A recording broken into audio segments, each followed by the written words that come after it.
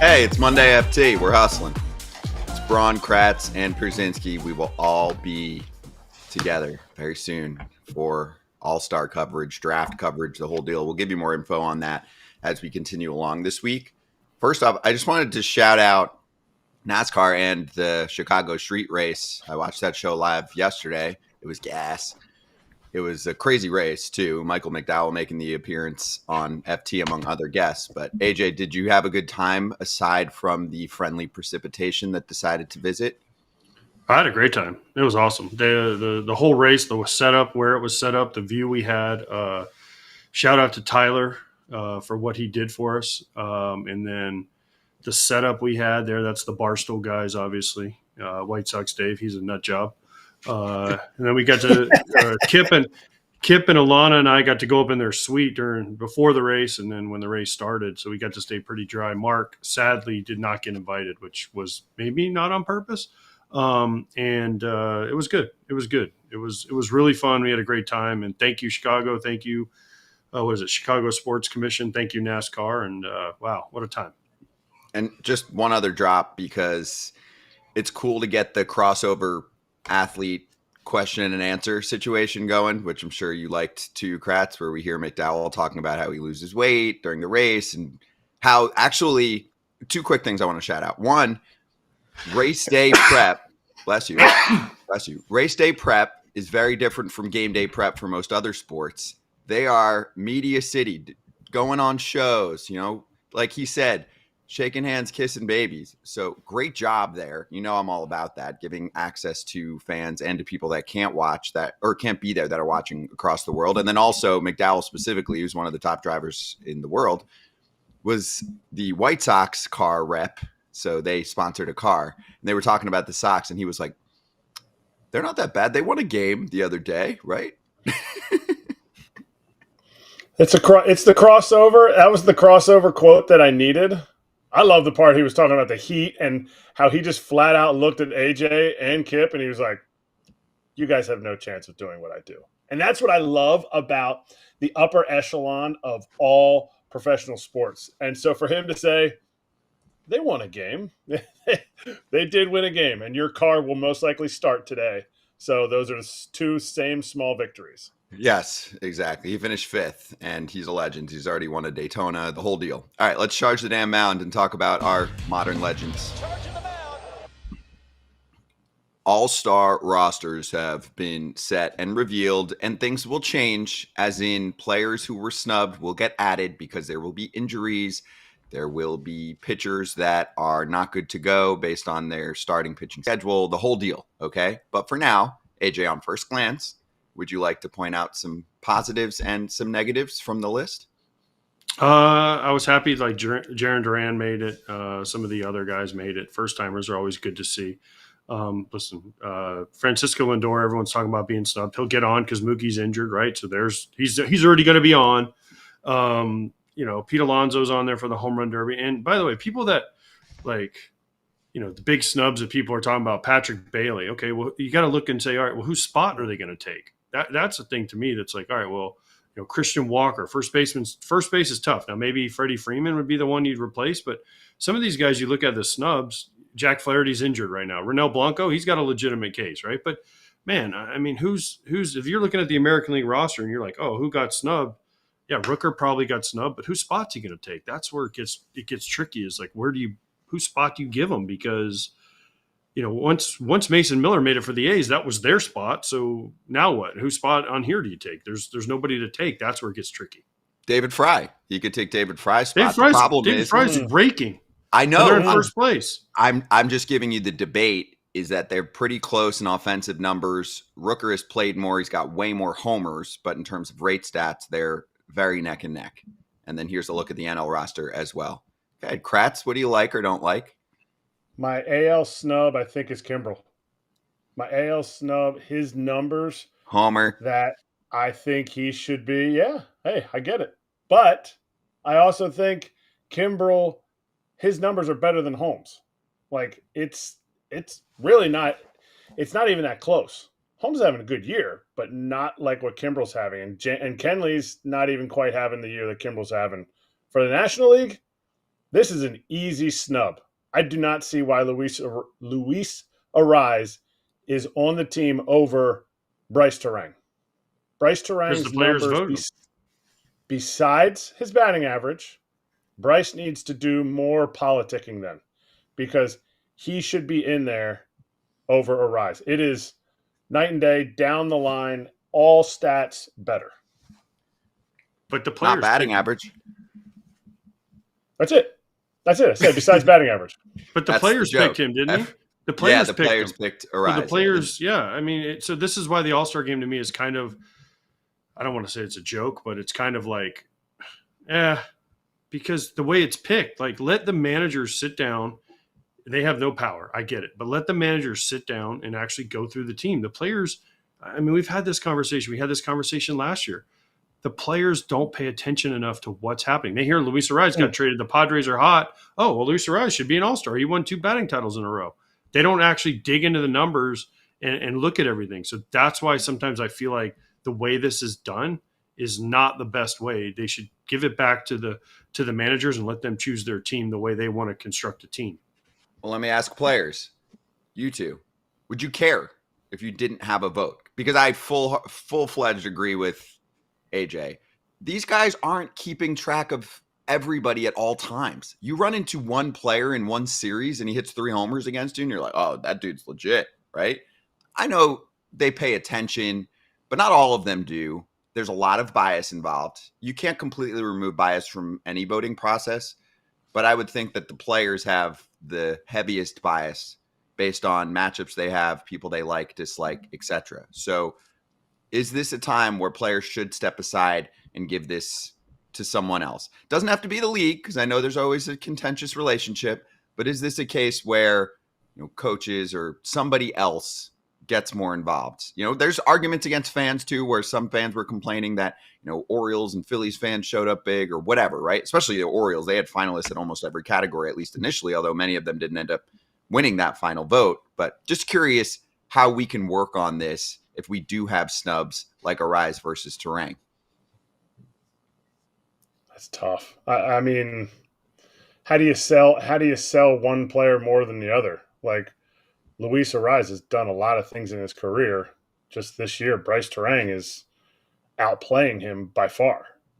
And so I sit there and I go, how I don't know how to change that, but I would bristle at the fact that you take the votes away from the players, because that's who's out there. That's who's out there playing against these guys. They don't remember, and a lot of guys do this one. They're like, "Who are you? Who are you picking?" Oh, okay, yeah, I'll get that too. You know, or it's like a one day, like it's still a paper thing, and real quick. I would somehow try to encourage the players, take some time. Don't just give it to them and then say, "Hey, I need this back before the game." Like, let them go home and do 2 days of research for the guys who would do research. And then you'd see, okay, here's the ranking. Here's who's ranking in these categories at second base, at closer, where Trevor McGill should be. And I think Trevor McGill will get in, but like guys that you don't hear of, like, whoa, he's having an unbelievable year. Jesse Chavez having a great year. And then you can make those decisions. Yeah, but the guys aren't going to do that. There might be two Erik Kratzes out there that go home and do research. Maybe per team. I don't think so. Most guys, I saw guys hand it to the PR guy and go, here, fill this out for me and just let me know. I know. I mean, like so that. You're not going to get guys because guys don't care that much. Guys, it doesn't matter to guys. And this is only the first draft. There's 85 All-Stars every year. They start with the 26 or 30, and by the end, there's like 135 All-Stars. So, I mean, half the league gets in at the end of the year. So, I mean, guys drop out, guys are hurt, guys are banged up. Teams don't want their guys to pitch, blah, blah, blah, whatever it is. By the end of the time, there's literally like 85 All-Stars. Here comes my bias. What about media, writers, that whole deal? No, because then it becomes a popularity contest. It becomes a popularity contest with players. No. What happens if a guy doesn't give a guy does AJ does AJ get voted in because he's perceived as bristly to somebody because he didn't want them talking in the clubhouse? He's accessible, though. I don't think that's the problem. I think we could say the same thing then. Do you not believe in awards? I know we like the Player's Choice too, but the writers vote for awards that we talk about forever that end up making players tons of money. MVP, Rookie of the Year, Cy, etc. You can make the same argument there. I think they do their homework. I'll say look at the Hall of Fame. There's guys that aren't in because they weren't liked. We'll start with whoever. I mean, we can go down the list of people. But the same thing happens with the Players Committee. The Players Committee is going to put certain guys in, and others are going to get left out. We just said that it's biased. It's always going to be biased. There's always going to be a bias. We're talking about like apples to apples here. We're not saying, well, how did the players not vote Bryce Terang in over Bryce Harper? Like, we're talking about like once the starters are picked, then you're talking about a next tier of player, and that's why we have these debates. When you're talking about only the top 3 MVP, you're talking about the same exact dudes. All the Cy Youngs, Verlander didn't get that one year because the one guy voted for the number 4 vote getter in the Cy Young voting. Like they didn't see him, and it's like you're talking about the top tiers. You're talking about different tiers of players, and there is a lot of. It's so close. It's what's fun about discussing this stuff. I want to throw out one more snub just because we barely talked about him on the show this year, but Willie Castro has been insane. He's played consistently at least 5 positions. I think he's got appearances or starts at, and his numbers, even hitting wise, are ridiculous. So just wanted to throw the name out there. It's tough for a super utility guy, I think, sometimes to find a spot, but I do think we should try and make sure there's a place for a player like that because it's a very difficult job. And lastly, I'd like to shout out Ken Rosenthal with his selection reactions on Fair Territory, which were just released on the FT YouTube channel Mondays and Thursdays. So the fresh edition is up there for you to check out along with the podcast wherever you get your pod. So after this, if you're traveling somewhere, you want to listen to Ken talk about 4 things he liked, 4 things he didn't like about the selection process and who got picked, get after it. And he also covered Pete Alonso entering his name in the home run derby. So now we're up to 3. We've got Gunnar Henderson, Alec Boehm, and Pete Alonso. Polar Bear is in the derby. Bobby Witt. Did Bobby Witt announce? When was that? Mm-hmm. Bobby Witt announced too. Today. Oh, today? Okay. Sorry, I missed that. So there's 4. So thoughts on Pete coming back? I do want to – I know some people are like, well, Walker should be an all-star over Pete. And he said he's only going to do the derby if he was an all-star. I respect that. That's fine. He doesn't have to get picked, but he was saying, I'm going to do this if I'm there for the all-star game. I'll give credit to Pete. I know, obviously, the money's good and he likes the derby and all of that, but this is a huge event for our sport. Tons of guys say no year after year. Pete says yes. He's a big bopper. So I respect that. And I don't really care if someone's like, oh, he didn't deserve it over Walker. Walker's got better numbers, whatever, right? I know I'm not blaming Christian Walker on this. I'm just saying there's a lot of no's and it's BS. It shouldn't be that way. We should have guys that are excited to do this. Not every year, but can you give me a yes sometimes? Why is it so difficult for the league to be able to find everybody that wants to participate? I bet Christian Walker would be legit at the home run derby. Maybe they asked him. Hey, put him in the game. Put him in the game. And maybe you should put more players in that would, or if big league guys don't want to do it, bring the guy that's leading the minor leagues in home runs. Nobody cares about that guy. That's a dumb idea. Nobody gives 2 craps. What if they beat him? What if he beats him? Who cares? Nobody cares. Nobody cares if they beat him? They did it in the NBA, and everybody loves that story. McClung comes up for a 10-day and does the dunk contest. Why can't we do it in baseball? Fine. If you want to call up one, Willie Mopena or something, okay. One guy. But still, that doesn't solve the problem that I think there's still so many no's. Like, I get it. Judge has dealt with injuries this year and all of that. I'd like to see him do another one in his career and not just his rookie season. It would be cool. He said he'll do one when it's back in New York. It might not be back in New York until 2040, dude. I'm just using him as an example, but same thing. I think there is a struggle to get the best, biggest stars and boppers into this contest. So if it takes a guy who's fringe all-star making the all-star team, great. Why is everybody saying no? Is it because Judge has told people he got hurt doing the home run derby? You guys tell me. I don't know. Did he get hurt doing the home run derby? What did he hurt? His shoulder. In Miami. And so I think there's a real fear there. I think there's a fear of it. But I also think if Pete goes in, I don't think anybody thinks they have a chance. I love that Bohm's going in for it, but all I hear around Philly now is, oh, there's a big slump. The whole slump thing, I don't buy that. I don't buy that. But why are guys saying no? Like that would be my question. Why are guys saying no? Is it they don't like the format? It's too hard. It's too many swings in a short amount of time. They don't think they can win. $1 million isn't a lot of money to them. Who knows?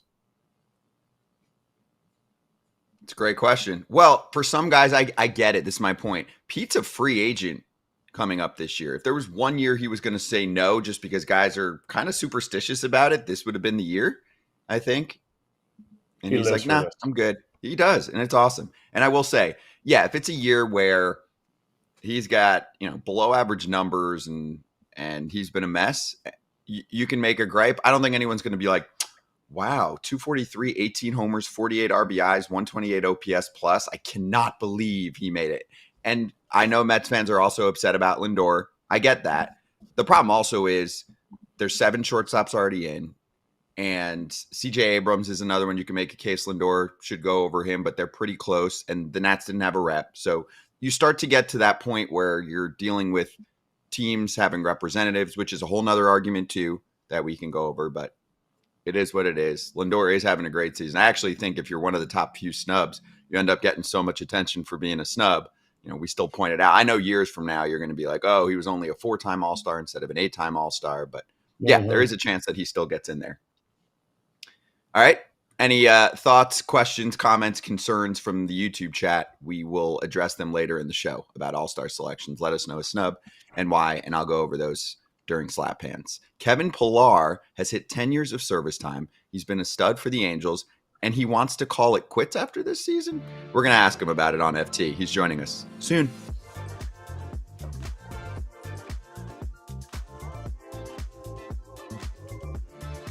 I got an announcement to make. We have an All-Star for 2024, CJ Abrams.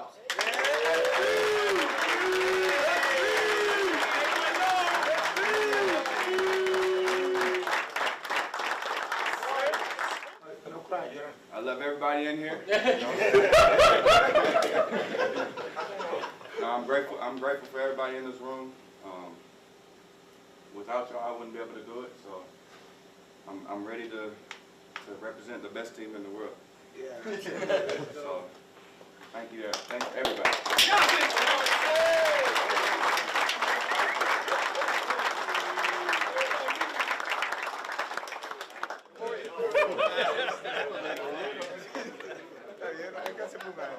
Wow, you see that?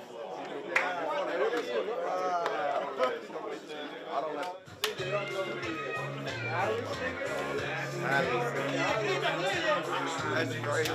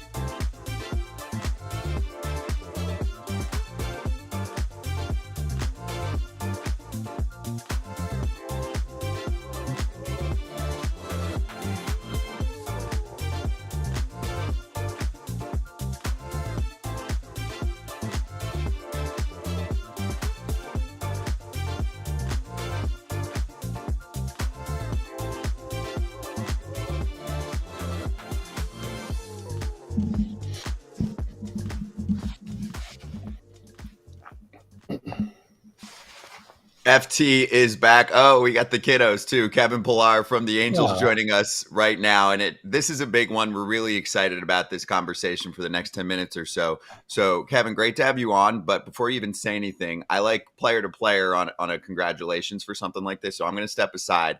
I know Kratz might have to avoid shedding a tear or two, but would you like to introduce the 10-year vet to the program right now? KP, congratulations on tricking them for 10 years. Holy cow. Did you get a mask and a gun? Like they were just like, stick them up 10 years. Maybe only the last couple of years. Okay, that's fair. Now, early on you were robbing them too. They didn't know they were getting robbed.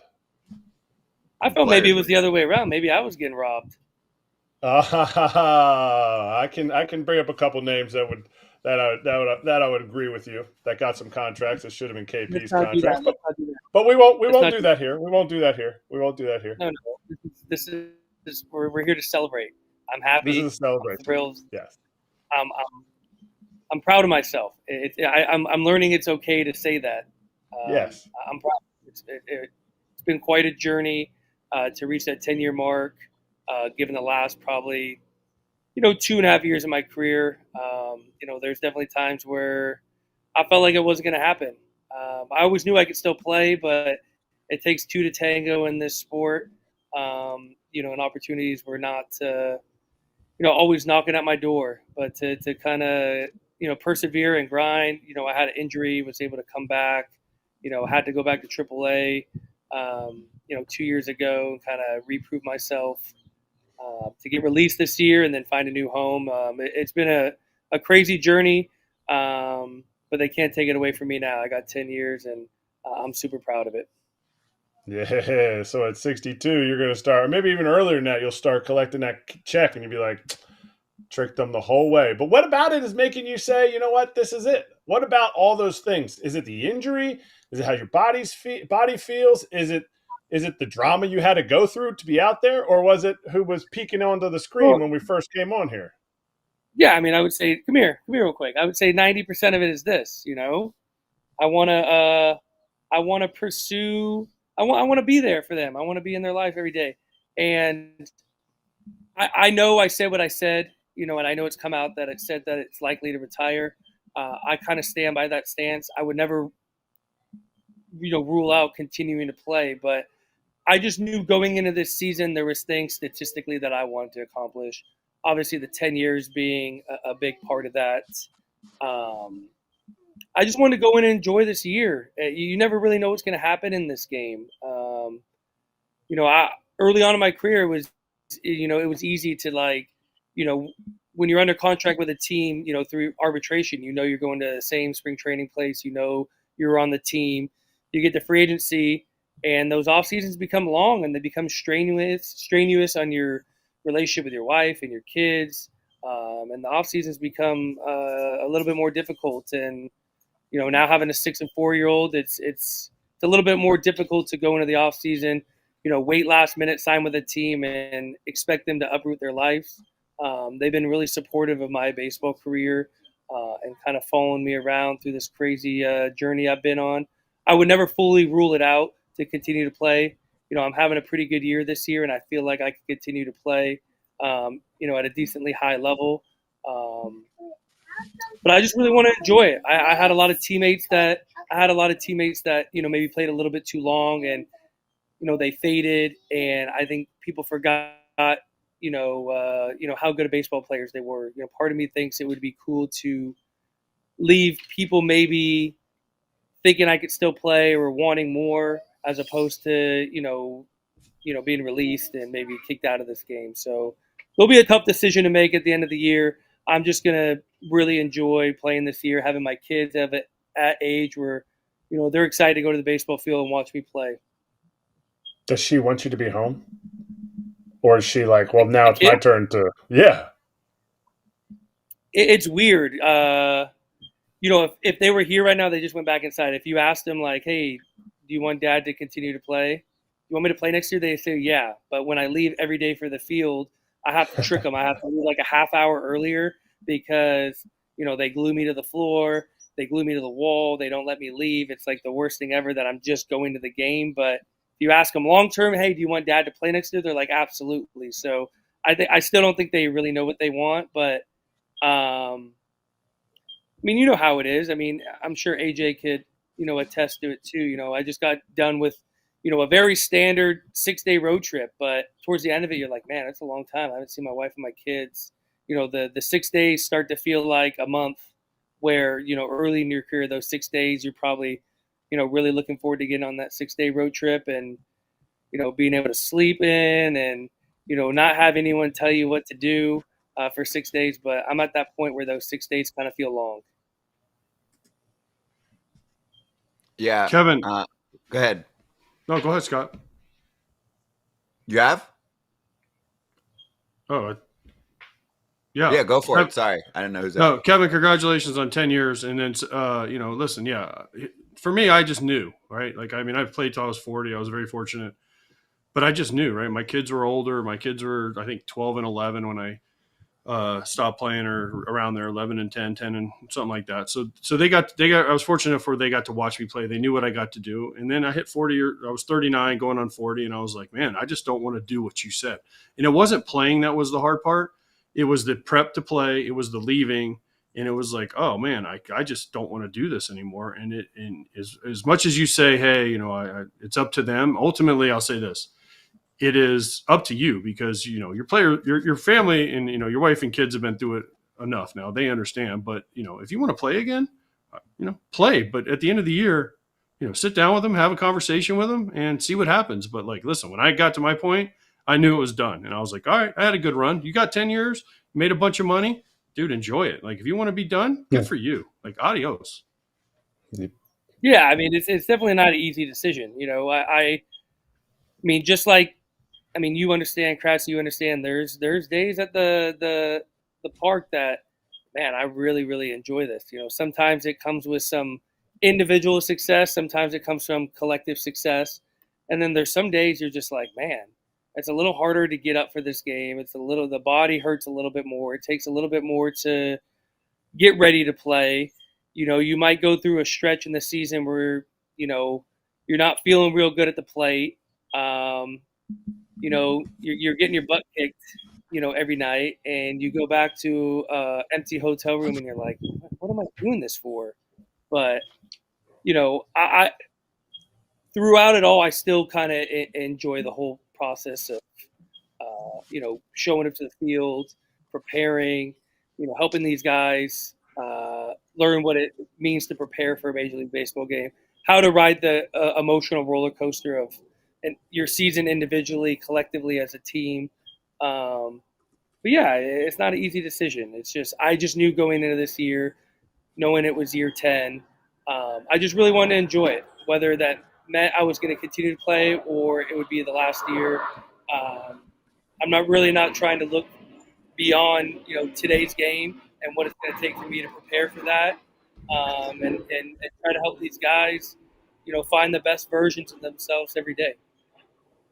We talked to other guys that played for a long time at other teams, like, 5, 10, 12 years, and they got towards the end of their career, and it was like, okay, you're a free agent. The GMs talk about trading you. Perry from when he was cleaning cleats for the Blue Jays, and now he's your GM with the Angels. Is there any discussion with that where it's like, hey, I'm gonna do you right? Like when he picked, even when he signed you, when he picked you up off of the free agency market in the middle of the season here, was there any discussion with that? How does that conversation happen? Because it's not like he's a new GM to you. You know him from past interactions. We haven't had that conversation yet.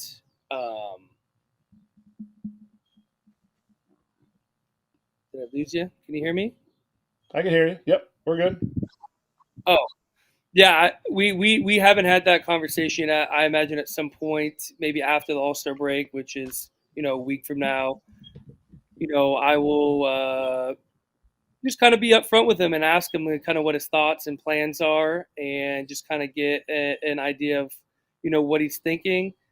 What I will tell you is, Saturday was my 10-year date. and he was in town, and he gave a unbelievable speech, in my honor. Obviously, someone that's known me from the very beginning, who was in the front office in 2011 when I was drafted by the Blue Jays, to kind of, bring my journey full circle from, when I was a 32nd round draft pick from, Division II, Cal State Dominguez Hills, where my area scout was, in the room pounding his fist on the table. I believe in this guy; he can play. To, accomplishing 10 years. It told me everything I need to know about Perry. In the, what might happen in the upcoming trade deadline is, um, he's a great human being. Obviously, he's in a position of he's got to do right by his organization, but um, it's always cool when you see the human side, of your bosses, of GMs in this game. A person that really cares about me and my family and what I've been able to accomplish. And I feel confident, with him being in charge, that he's going to do best by me and best by the organization, whether that's a conversation or not. I think he's got my best interests at heart, and I think he's got the best interests of the Angels at heart too. All right, Kevin. Speaking of the Angels, what changed? I mean, you went from the White Sox, and I wasn't on. I know you got DFA'd from the White Sox, and you were gracious enough to come on the same day, which is unbelievable. But what changed? Like, what has changed, and how can you help the organization of the Angels get back to where they want to be, which is the playoffs? Let's say they keep you. What's your role? I know you're going to say a veteran guy to help the young guys, but what's changed from the White Sox to the Angels, and then how do you help the Angels become a winning organization? I mean, that's a multi-million-dollar question. I think if they had the answers, we'd be playing a little bit better. But I think they got the right man in charge in LA.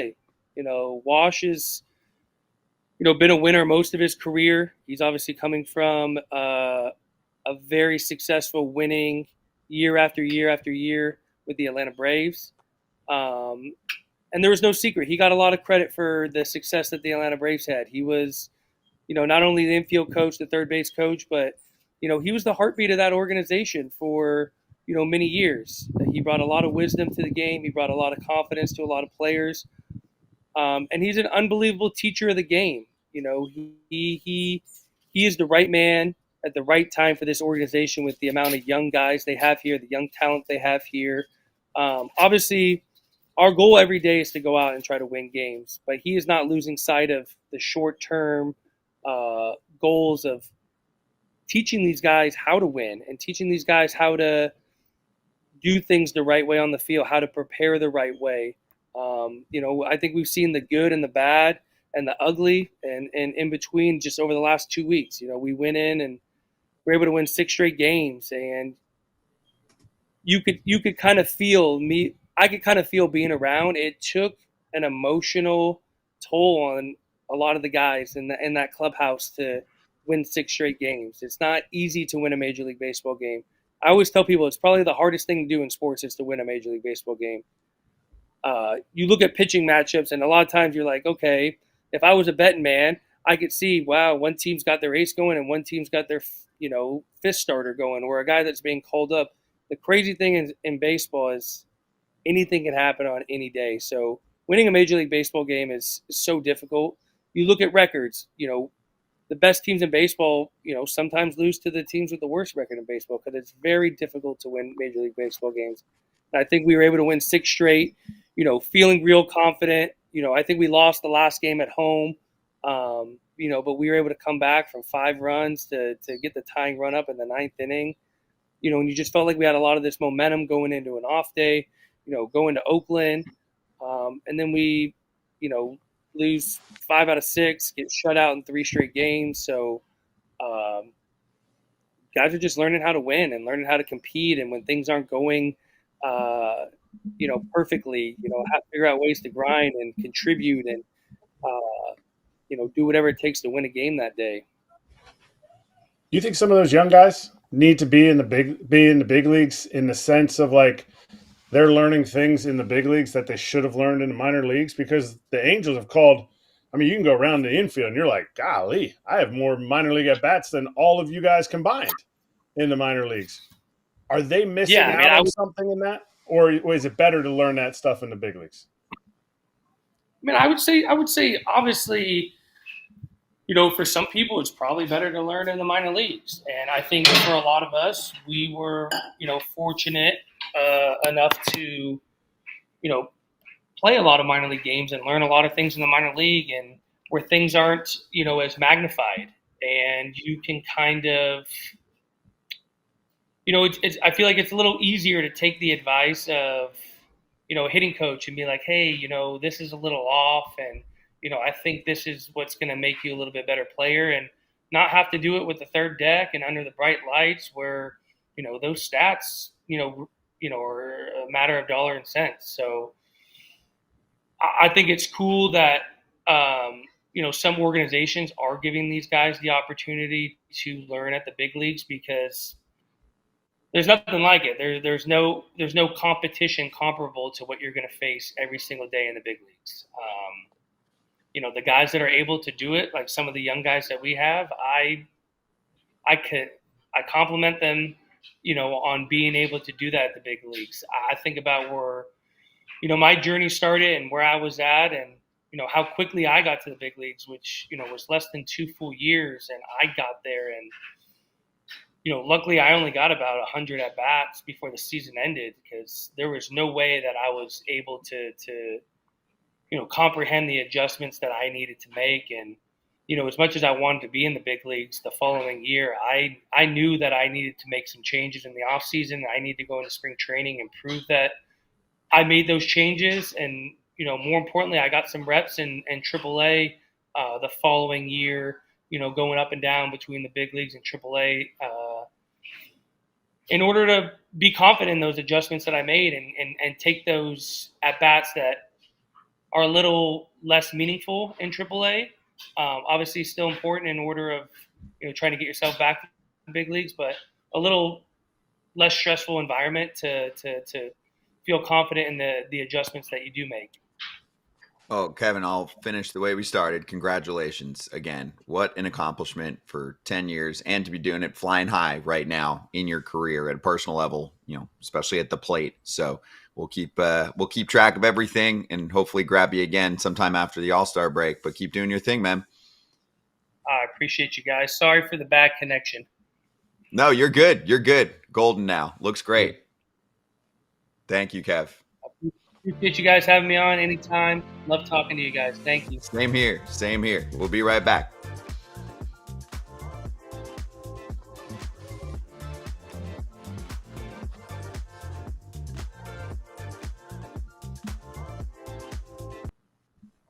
Hey, FT fam on FT YouTube. We are back. And we're here to tell you that we care about our personal daily health and routine. And as you can see, almost every FT show features either AJ, Kratz, or myself in a different location. That means we need to take care of ourselves and have some type of legit routine in our life. So take ownership of your health with AG1. AG1 is a foundational nutrition supplement that delivers daily nutrients and gut health support. And it's backed by multiple research studies, so you can trust what you're putting in your body. How you guys feeling mentally, physically? I know a lot of travel going on for you two right now. I'm good. Oh, you're that good? Both of you? I'm good. I mean, I'm just trying to figure out what time zone I'm in, but other than that, I'm good. It's true. I was letting AJ go. I think there's like a routine is super important to me. So like morning routine of getting your AG1. When I went home for a few days, I went home for like 2 or 3 days. I know AJ's like, what's home? He's on the road all the time for the last 3 weeks. But I went home and I forgot to take my AG1, and I was like, something just felt off. So now that I'm back out here on the road, I'm like, yeah, we're good to go. Put it in the shaker, ready to go. And 97% of people in a research study felt more energy after 30 days of drinking AG1. So we recommend it to support whole body health. It's AG1, and FT still has the promotion running for you, but it is running out soon. So you can start your journey with AG1 by getting a free 1-year supply of vitamin D3, K2, and 5 free highly coveted AG1 travel packs with your first purchase at drinkag1.com/foul. That's drinkag1.com/foul. Go check it out, FT fam, and we'll be right back.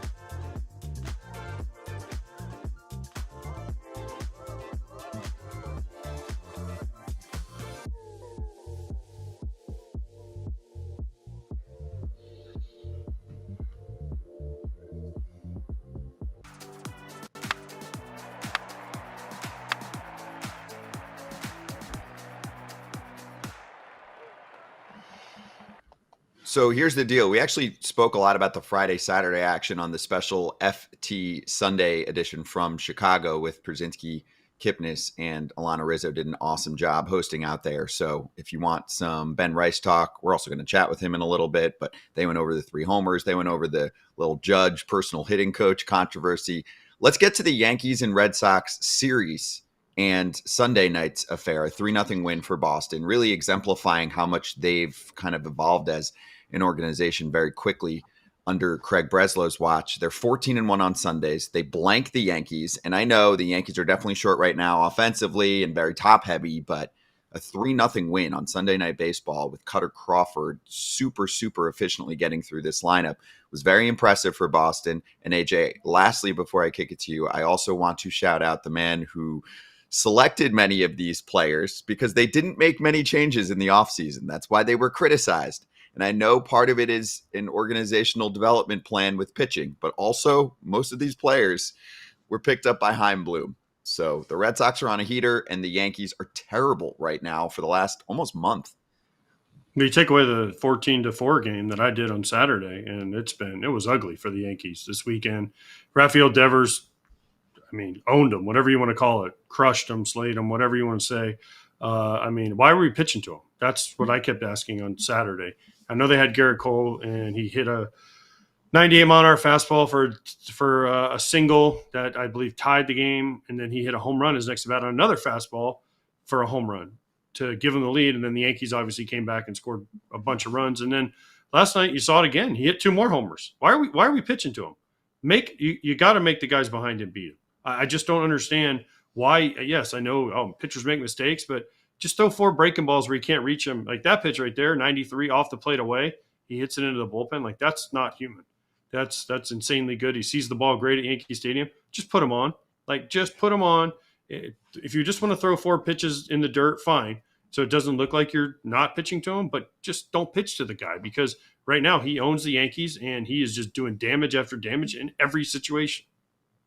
I don't understand how he hit that ball up and away to where he hit it. Now, if he went deep over, the visiting bullpen and left center, okay, I'd be like, okay, that's like, he went with it. But to hit that ball where he hit it, this guy is a freak. And as it's getting warmer, I feel like the balls that he's hitting are going farther and farther. Like he is a perennial all-star, and you can't let him beat him. If you watch how the Red Sox, exactly what AJ said, you can't let him beat him.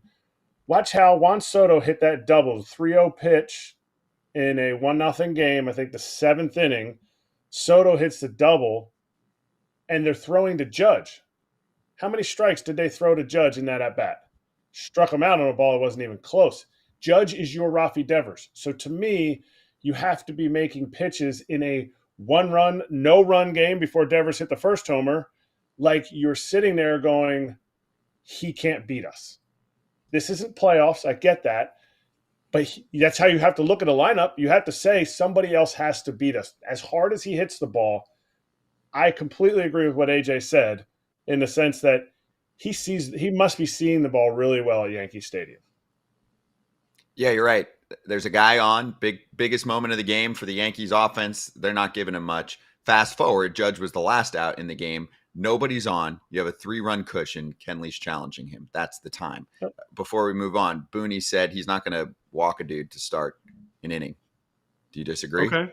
But don't intentionally walk him, but just pitch him careful. Put him on first. It takes 2 hits to score him. Make the other guys beat you, and you've owned the rest of the team, so why? Yeah, I understand that, but okay, so he hits a homer against you again. Okay, well, that's 1. Guess what? You're not going to walk him? Okay, what about when Garrett Cole, who he owns, by the way, is facing him with 1 out and nobody on, and then he hits a homer to give him the lead? Okay, like, you got to make the guys behind him beat you. I'm sorry. I agree. And props to Luis Heel also for having a nice bounce back outing and kind of finding his command. That was big for him. He's another all-star snub. He probably won't make it because if he's not going to pitch, which the Yankees won't want him to pitch, then he probably won't end up on the team itself. And I do think up until a few starts ago, he was an easy lock, maybe even for Cy Young Award there. So anyway, let's get to one other game. So the Cincinnati Reds have needed to at least kind of keep up in the National League. This is one of those series that can really sink you. They just got swept by the Tigers. You knew it was trouble when they're heading into Sunday in Skubal. Skubal feasts on a lineup like this. He did. He punched out 13. Also just a little trade for the Reds. They picked up Austin Slater for some platoon at-bats from the San Francisco Giants. But how much of a crushing blow do you think this was to the Reds? I know it's just one series, Kratz, but I mean, this puts them actually with the same record as the Tigers. It's just that it's easier to get a wild card spot in the National League. You know, I'm a fan of what they have roster wise, but they just haven't given themselves many opportunities to have slip ups. You know, this is what you talked about and warned us about with the Astros, but this is the case with some other teams too. You want to get in your hole and you feel like you have enough talent to overcome it. Okay. But you're going to have to play more perfect baseball to get through it. I hope the Reds don't have this mindset, but as an outsider looking in, you go into that series like, Skubal's going to be tough to beat. We got to try to get 2 out of 3 because they're in 2 out of 3 land. The best teams that want to play in the playoffs have to win series. So it's a 3-game series. You got to win 2 out of 3. If you go in and you're like, I don't know if we can get Skubal. I don't know if we can get him. You're like, okay, is there more pressure to get these games? It's still kind of a young lineup, and Skubal pounded through that lineup. So it's something that it may have just been a tall task, but I thought they were going to come out and get at least one of the first 2 games and then battle Skubal, which I think they did. They kept it close. They just couldn't scratch anything across or enough across. Well, Skubal just cut him up. I mean, Skubal's one of the best pitchers in the game, and you don't want to face him a day game in Cincinnati. That's a tough task, and he just ran through him. He's had one bad start. Other than that, he's just been incredible. So yeah, I mean, listen, the Reds are not doing what we thought they do. They're young, and how many times do you see it? A young team almost gets to the postseason. They don't really make a huge splash, and then the next year they kind of fall off because they're like, whoa, wait, it's not that easy. And then probably next year is when they're going to take the jump. Yeah, you take a step back, and the Cardinals, are getting a nice little advantage over them. Obviously, the Brewers are in a class of their own still in the NL Central, but the Cardinals are getting a nice little advantage. You're starting to see some separation in the National League Central. So we'll hit the NL Central a little more coming up. The Pirates lost to the Mets on Saturday, which caused an Ump Show to erupt. So we have to hit that game specifically coming up on FT.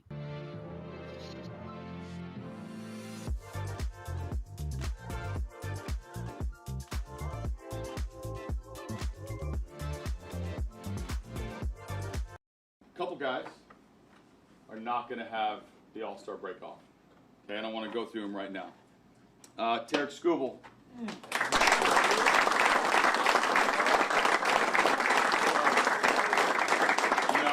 You've been our guy since opening day. 6 shutty that day. Got us off to a really good start. We had 6 games with no runs, 3 games with 1 run after start. 5 or 6 days to go out there and give us a chance to win. Congrats on your first All-Star. The other one's a player choice too, and the players have noticed some work that's gone in because it hasn't always been perfect, and that's Riley Green. You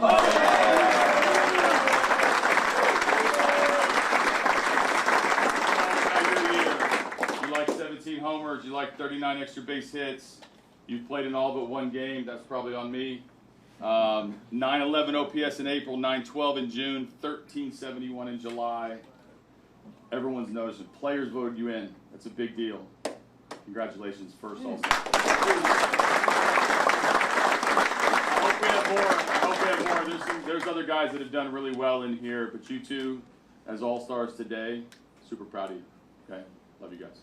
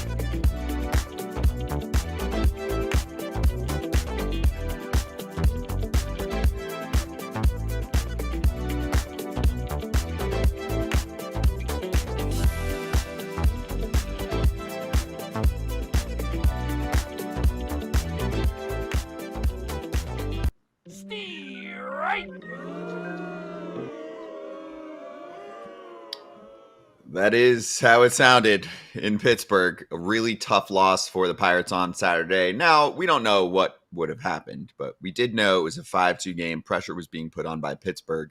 Bases loaded. Jack Sawinski, who's one of the more chill dudes. He does not go after umps. He doesn't bark. Derek Shelton confirmed that. You can see that if you watch the Pirates pretty frequently. It's not his thing. So let's listen in to the Ump Show from Saturday. Gets a call. No. Wow, No. Jack, you are right, shaking your head. 3-1 the count with 2 outs. Strike called. Oh my goodness. It should be 5-3. Unbelievable. Comfortably. Wow. Shelton is livid and he's about to be tossed. He's gone. And who can blame Shelton? Now the problem with this is, though, in the middle of an at-bat, Shelton is ejected by John Tumpane.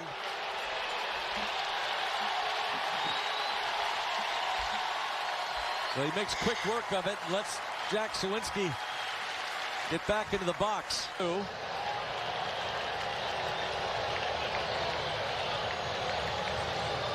Then he strikes him out. Bad stuff.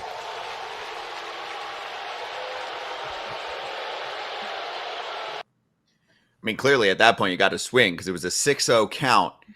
And at some point, I mean, you don't know what the zone is anymore. So that one was really bad. It drew a ton of attention over the weekend. And as we're chatting, we can show the ump scorecard for John Tumpane. Tumpane, did I get that right? Yeah. Mm-hmm. You guys, he's been around for a minute, right?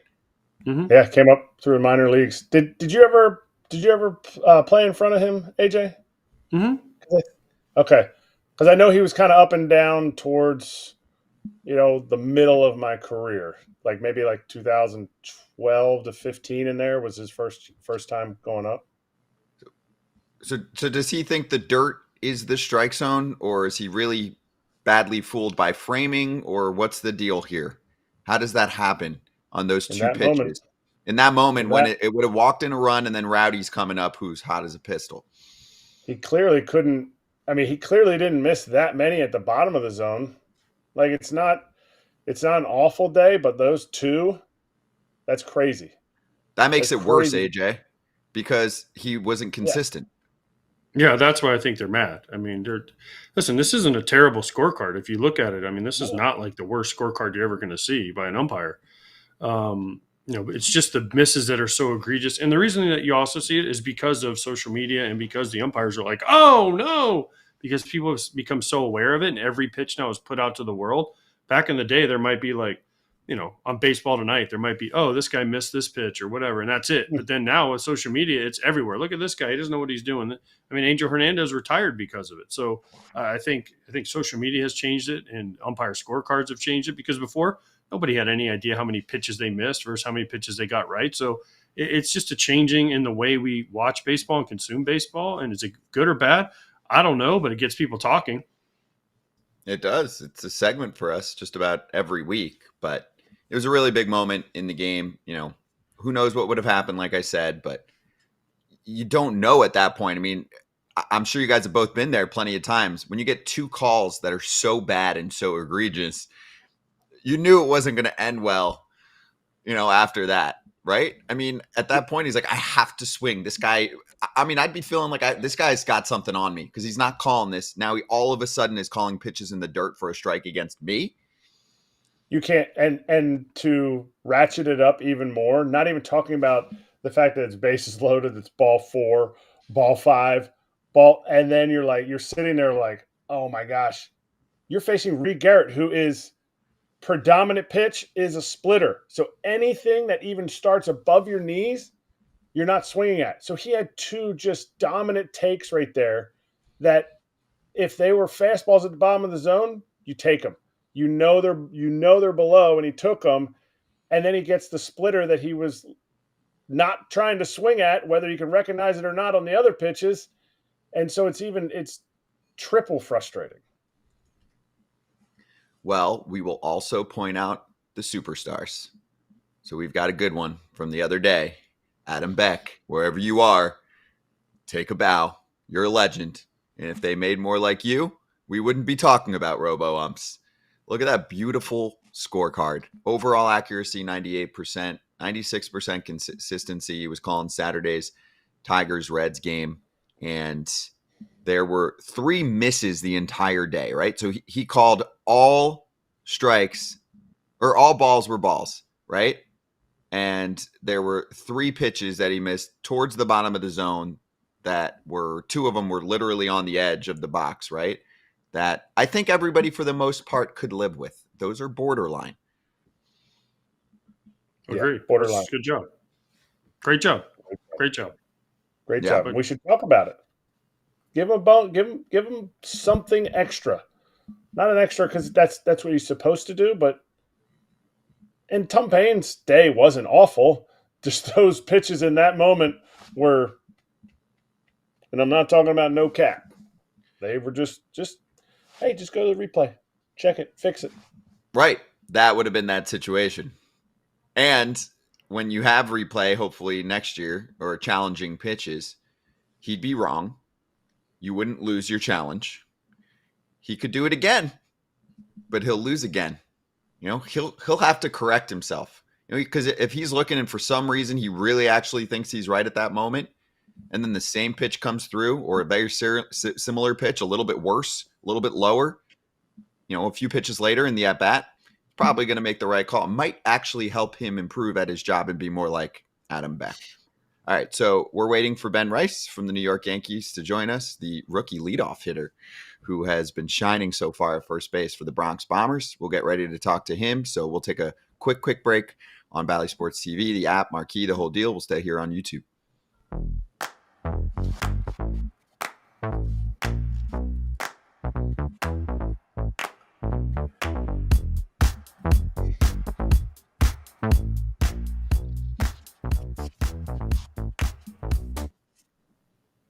I asked for some questions and comments. I just want to read one that's funny that we're not going to get into right now. But Football JP said, might be a little heavy, but are we heading to a lockout and a strike near after 2026 or near 2026?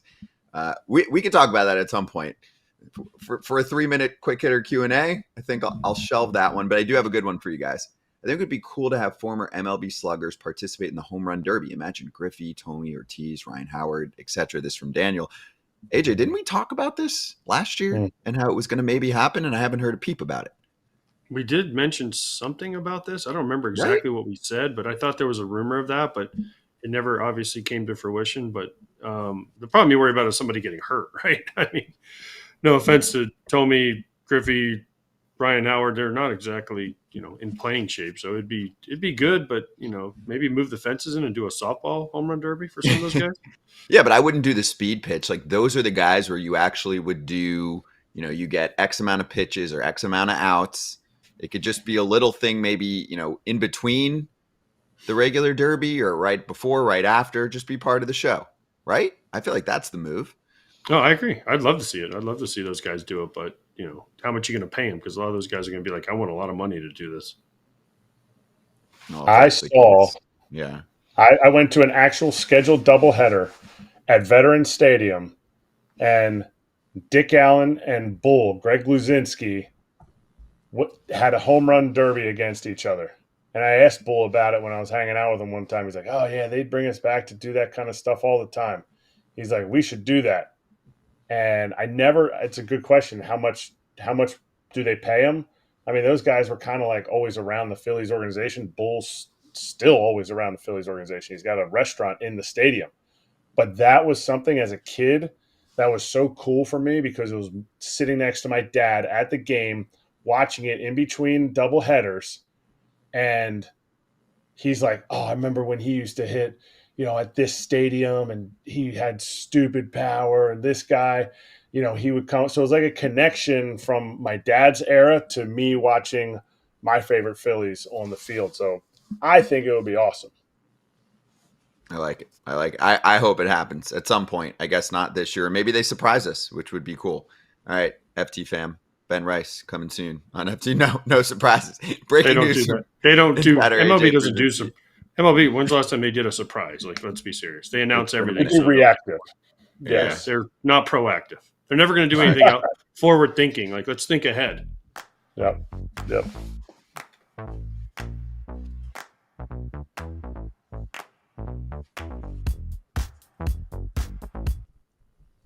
What's up, FT fam? We're back. We can talk about it for a moment until he joins us. Ben Rice had a day on Saturday, and AJ, you were there to witness it. So give us your firsthand account of what that looked like. And, did you talk to anybody about it before or afterward about how it's been not much time into his big league career, and he sets a Yankees rookie record. Yankee records are pretty cool. Certain franchises, obviously, that have long history, right? Reds and Dodgers, etc. I mean, about half the teams in the league, at least. I was surprised. There's never been a Yankee rookie that had a 3-homer game. 3 homer games don't happen that much, Scott. Let's be serious. The Judge 2017, right? That was his rookie year. It was like, yeah, maybe he had one then. Nope. No, yeah, it's hard. It's really hard to hit 3 homers in a game. But I'll say this: talking to people before the game, they found their leadoff hitter. They were all saying it. He takes great at bats, from Aaron Boone to Susan Waldman to Joe Girardi to Michael Kay to whoever you want to talk to on the Yankees. They're all saying they've kind of found the leadoff guy. Now he's not your typical leadoff guy, but he takes good at bats. He will take his walks, he'll get on base. Yes, he does strike out a little bit. 2, he was a catcher. He's now playing first base. And then, I mean, what a day for this kid, right? First at bat, cutter, doesn't do much, whack, home run. You're thinking, all right, 1-0 Yankees. This is cool. They fall behind. They come back, Volpe with a big hit. Then he hits his second homer. You're like, oh, wow, this kid's having a day. He comes up again, 2 guys on, and you're going, oh, this could be really special. Whack, third homer, curtain call. Didn't know where to go on the curtain call, which is incredible. They're all like, get out there, get out there. Juan Soto, I said this yesterday, give him credit, and I said it on the broadcast. He wasted his timeout so the kid could get his curtain call after his at-bat before where he struck out because he didn't know how to do the timeout thing. So just a cool day for him, a day he'll never forget. And, Somerset Patriots, you guys talked to him last year in the dugout. We did, and we got him right now on FT. Ben Rice, the rookie, joining us on the off day down in Tampa. Ben, let's get your firsthand account of what it was like on Saturday to have the 3-homer performance and all the fun that your teammates had with showing you the curtain call. And that actually went viral, which is really cool. Yeah. First off, thanks for having me on, fellas. This is awesome. It was good to see you guys last year, so it's cool to get on with you again. But yeah, I mean, that day is it's one I'll never forget. I mean, just going out hitting 3 homers is something you never really expect to do. So And then the curtain call, like you guys just mentioned, was that was pretty funny. I was obviously a little confused. Everything was happening so fast, but luckily was able to find my way to the steps eventually. So What was going on in there? Obviously, we can watch it on TV, but were you like an AJ's commentating while it's happening? Like what was going on in the dugout? Who was the least helpful? Who was the most helpful? All that stuff. yeah, I mean, I felt like, I mean, I was still coming off the high of hitting the home run, and I was just like, minding my business, walking through the dugout, going back to the bat rack or whatever, and then all of a sudden I just hear everyone just kind of like yelling at me, like point. It seemed like everyone was pointing in different directions. Everyone was saying the same thing in different ways. Like, I was just hearing a million different voices going on, and they like slowly were kind of like inching me towards the steps. But I mean, I didn't know what they were talking about. I couldn't even hear them. And then I think eventually when I got to the steps, I was like, oh, it's a curtain call. Like that's cool. So they, then from there, I knew what to do. So was able to get it over with. Ben, you grew up a Yankees fan, right? You grew up a Yankees fan. You're from Massachusetts, but you grew up a Yankees fan. Yeah, especially when I was like, when I was younger, like when I was a little kid. Sorry, I was a big Derek Jeter fan, and so I always rooted for the Yankees, and also I knew like how good they were. I knew that they won the most championships. I knew that they were always getting like really high end players. I played MLB 2K6, and I was always the Yankees. So like they were just always my favorite team when I was younger. Okay, so you had a Derek Jeter poster. I think you still have a Derek Jeter poster in your room at your house. Is that right? Yep. In my childhood bedroom, there's still Okay. a big Jeter poster, and it's right next to the Yankees jersey that I wore in that first grade picture day. Still hung up in the room. Okay, so did Derek Jeter ever do a curtain call? I would have to imagine. I don't know. I mean, so you should have known when they're all like, "Get up there." I mean, you should have been like, "Oh man, Derek Jeter got to do this like 50,000 times." I knew what a curtain call is. I just didn't know that that's what they were trying to get me to do in the moment. You mean when there was a standing ovation and they're all chanting your name, you didn't know what they wanted? I don't know. I didn't even hear it. I think I was still just kind of you blacked out. World, yes, you'd blacked out at that point, right? Oh, 100%. How many texts did you get, or calls from all your Red Sox fans growing up in Massachusetts? They had to be like, Ben, what are you doing? Yeah, I definitely got a few texts, some in some old group chats from high school or college that were saying like, "Hey, Rice, do it to someone else, man. Come on, like this is ridiculous." But it was all in good fun. I mean, they were all happy for me. How would you have handled it all differently the next time you have a three home run game? I mean, hopefully I'd be a little bit more mentally prepared for the curtain call. But I don't know. I mean, I'm happy with how I dealt with it. It was cool. I mean, I'm just all about just trying to enjoy the moment, as organically as possible. So it was a special day. Two things. I'm going to be his lawyer here. So number one, you'll always remember this moment even more so. It's not just the 3-homer game. You'll remember this moment because of how viral it went. It also just shows like all the teammates kind of bringing you along. And you can tell these guys, sorry, I was in the zone. That's how it works when you hit 3 homers in a big league game, right? You're so locked in on what your next at bat looks like. It happens. Right. Yep. No, I was definitely locked in, to say the least. So, I wasn't really all that concerned with where I was going in the dugout at that moment. So yesterday, I know the team lost, and they've got to get going, but you're in the leadoff spot. What was that like? Did you have a combo about it with Booney beforehand? Have you done a lot of leadoffs? Give us the leadoff perspective when, it's Soto and Judge coming after you. Big change from a few weeks ago. Yeah, definitely a little bit different of a look for me. But no, I didn't have any conversations with Booney before moving in the spot. I just kind of got the schedule the night before the game, saw I was batting first, and I was like, all right, let's ride. Yeah, I mean, leadoff's not like totally unfamiliar to me. I did it a good amount in Somerset this season here and there. A lot at the beginning of the year when Spencer Jones was on the injured list. So it's not something that I've never done. I mean, the last time that I was getting consistent leadoff at bats was probably when I was like 12 years old. So like you said, it's a little different in the setting I'm in now. With guys like Soto and Judge hitting behind me.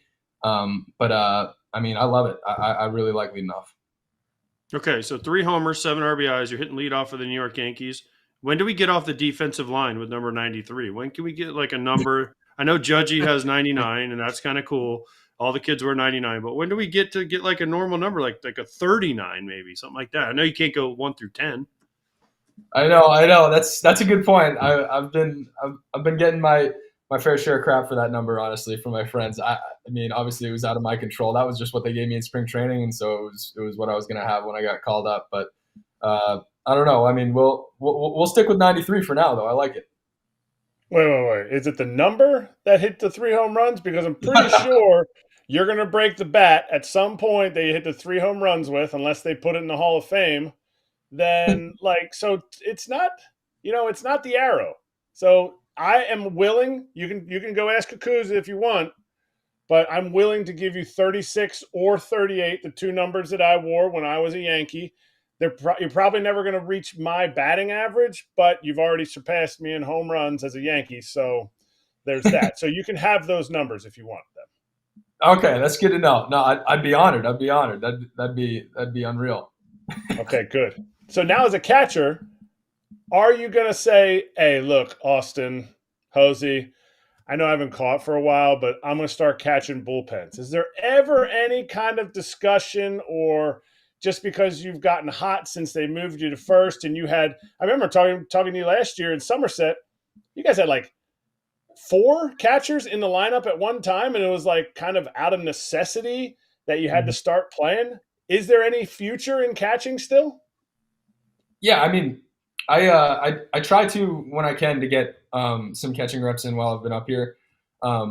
There's been some days where I wasn't in the starting lineup, and I would try to take advantage and instead of doing my early work at first base or something, I'd go maybe catch a bullpen or touch off the machine a little bit. So I mean that's always been my position. So I don't think it's something that's ever going to leave me. So I'm going to try and stay sharp with it as best I can. But obviously right now the priority is developing at first base and continuing to improve there. But yeah, I mean, like I said, I mean, I'm always going to be a catcher at heart. So I hope that somewhere down the line I'll still be able to get my opportunities over there. But like you said too, I mean, we're stacked with catchers all over our organization, so it's pretty cool. Hey, Ben, give me an example of one conversation that you've had, whether it be about baseball or the Yankees org or something off the field that's fun, with a teammate that you were looking forward to having a conversation with, because there are many big names on this squad that you're now getting time with. I don't know. I mean, I can't say I've had like a lot of one-on-one conversations. Yeah, I mean, just being in the same clubhouse as guys like Aaron Judge, Giancarlo Stanton, Juan Soto, guys who have been producing at a high level in the league for a long time. I mean, just being able to pick their brains a little bit. Anthony Rizzo has been great. Talking to him about things, how to play first base, how to do things in certain situations, or just little ways that I can improve over there. There's just been so many different guys that have been, so welcoming and really helpful to me as a rookie in New York. So, there's a lot of great teammates here. Is that hard? Is that hard, taking advice from Anthony Rizzo, in the sense that you did something historic as a rookie? You're playing his position. Is that hard to look at him I don't really know this guy other than spring training, and he's helping me? I didn't know it was going to be like this. Or were you surprised, or were you yeah, he should help me because I'm 3 home run Rice? No, it's definitely not like that. I mean, he's just a great guy. I notice it right away. I notice it in spring training. I notice it when I showed up to New York. I mean, he's a leader in the clubhouse. Everyone loves him. He's a great teammate. So like, I mean, he's been awesome. Like talking to me, through my at bats, talking to me through, different plays at first. He's been like just a phenomenal teammate all around. All right. So obviously we talked a lot about the 3 home run thing. If you were a catcher, I would say the last catcher to hit 3 home runs was my good friend Kyle Higashioka, but you're not a catcher. You're a first baseman. You can work on your swing in between pitches. After your second home run, somebody that works for us and also from NYY Recaps, Derek, he said on Twitter, he said, if Ben Rice hits a 3rd home run, I will shave my head. Okay, so I'm sure there's, this guy, he does a lot of recaps after the game, and I think we have the video here, so maybe we'll check it out, and I'll show you what ended up happening. Yeah, we have the video. We can talk through it because it's just the video. I'm sorry. Yeah. Oh, no way. So Ben, it really happened. You're changing lives. Man of his word. Man of his word, but also clearly he has no idea how to use a razor, how to use clippers, because he's using them backwards. He's going to try to cut himself. But is this the kind of fanaticism that you thought you were going to find following your career in the big leagues? I can't say it's what I expected, but I'm not surprised. I love it. I love it. This is the kind of stuff I like to see. So especially a guy who's walking the talk like that after putting out a tweet like that. So I love it. I respect it. That is epic. If you guys win the World Series, would you shave your head? Sure. We'll go. That's a fair trade. We'll have you on. All right. That's a fair trade. That is a fair trade. I like that. Well, that's Ben, more than a fair trade. Yeah, you'll take that. First year on the job, winning a World Series with the Yanks, easy. The hair grows back. You're very young. Lastly, let's finish with this. Were you able to fix the plane? I heard there was a little delay last night. That I just want to let you know from these guys that's not normal. So, is it, guys? You didn't have many mechanical issues. It happens sometimes, but not frequently. Big league plane. It happens. Oh, it happens. Trust me. There's been many times where the bus had an issue, and then the bus and the plane on the same day. Well, that's just bad luck. Yeah. Yeah, that was brutal. But thankfully, we were able to just kind of chill in the clubhouse while we waited for the buses to leave. But that was a long night. So.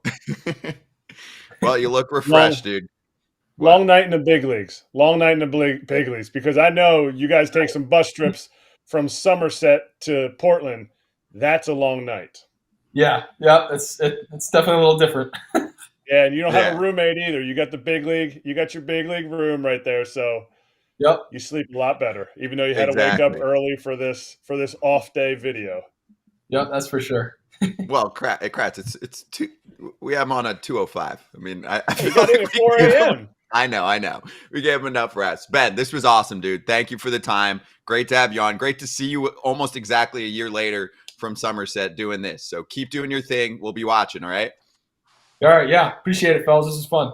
Yeah, same here. Thank you, Ben Rice from the Yanks. We'll be right back on FT.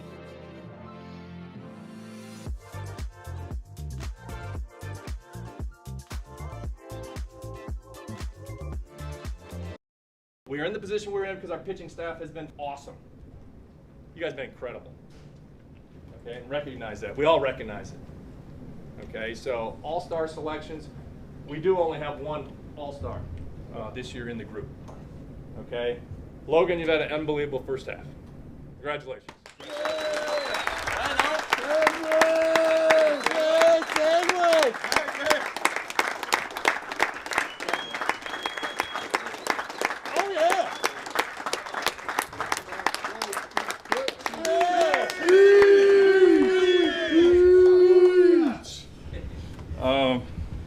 Yeah, this is pretty cool. First, I do want to say congrats to Mooney on a great first half. I think you definitely are deserving, and I feel like you will be added for sure. Just thanks for all the support from everybody, holding me accountable, helping me be my best. really appreciate it. I feel like this is one of the closest groups I've ever been on, so it goes a long ways. And most importantly, let's just finish the first half strong. So thank you, guys. Yes,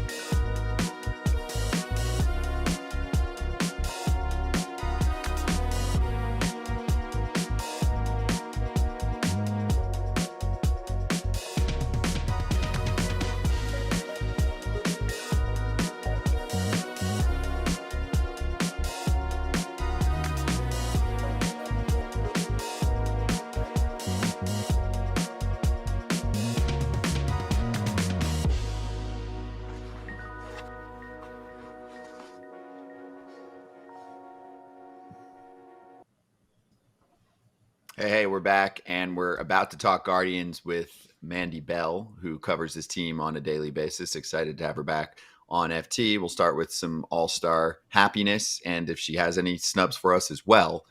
We were chatting I was talking in the YouTube chat, but also us three were texting during the quick break.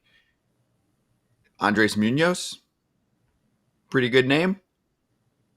That last spot, right? So Clay Holmes, who made it. We mentioned Kimbrel. Kenley's definitely a candidate, although I think some others were ahead of him. I think Munoz is probably the top reliever name that didn't make it on the AL side. Would you agree? I mean, I went through when I saw snubs, it made an easy cheat sheet for me, and so I easily got manipulated. I didn't see Munoz. I didn't see his numbers up there, and he wasn't on the snub list that I saw. So I just looked up Kenley and Kimbrel compared to Holmes. Holmes is, to me, a distant third. I think Kimbrel's ahead of that list, but if you look up Munoz's numbers, whoa. Like, he doesn't quite have the strikeouts that Kimbrel has, but we're splitting hairs. I don't have many hairs to split. So you sit there and you go, I mean, Munoz should be there. And like Gilbert said, he probably will be there. You can't just be inviting, more and more starters to the game. So I don't know. I honestly didn't know his numbers were that good. Munoz numbers are better. Really good. Yeah, they're better. Besides strikeouts, that's it. Besides K's, that's true. But Baseball Reference WAR, he's almost double. He's got a 1.5 ERA and 36 appearances with 14 saves, 43 punch-outs. Yes, I mean, Kimbrel's got 52 punch-outs and 34 in the third inning. 2.10 ERA. I mean, I'm guessing the whip is definitely higher than Munoz. I mean, we know Kimbrel's a roller coaster. I know he usually gets out of it, but, you don't have that from him. He's a 180 ERA plus this year, and Munoz is at, let's see, 252. I know it's not the only number, but it definitely helps to at least normalize ballpark league, the whole deal. That's the one. All right, let's talk to MLB.com's Mandy Bell right now about the Guardians who got in, if she's got anyone on her list that's missing. Mandy, great to see you again. How you doing? I'm good. How are you guys? We are good. We're good. Going over All-Star, who made it, who should have made it situation. So give us the Cleveland perspective. They did get 5 players in, so I'm sure most fans are pretty happy with the results, but what were your thoughts on who should deserve praise, and did we miss anyone from Cleveland?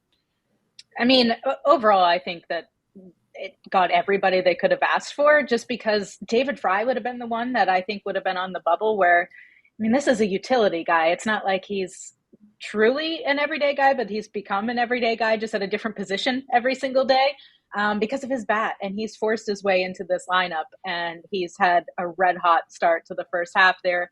And so because of that, he's forced his way into this conversation, and his numbers have been excellent. But I could have seen it where he would have just come up shy, and Guardians fans wouldn't have been the most thrilled about that just because they've watched him every day and saw what he was able to do. But nationally, I was like, okay, maybe he wouldn't. But the fact that he did, I know Guardians fans were freaking out last night, at least in my mentions on social media. So that was, I think, a really good pickup. I think the biggest focus is just because this bullpen has been so good and everyone in it has been so good. The biggest thing I'm hearing is just getting messages like, well, why is Clase the only one from the bullpen to get in? Well, I mean, you can only carry so many pitchers, and when you have a handful of starters, a handful of relievers, it's difficult to get every single person. So I think that would be the only complaint on Guardians fans' end, but I do think that having 5 this year in a year where I probably didn't expect many to make it, I think that's pretty, at least an upside for Guardians fans. And non-closer relievers have a tough time getting into the All-Star game. It's just, that popularity is just not out there besides like what Matt Strahm did with the Phillies or something like that. But I want to talk about David Fry for just a little bit longer. Is it kind of ironic that Steven Vogt's his manager? And I know David Fry hits right-handed. He's not catching as much as Voter did when he played. He's a utility guy.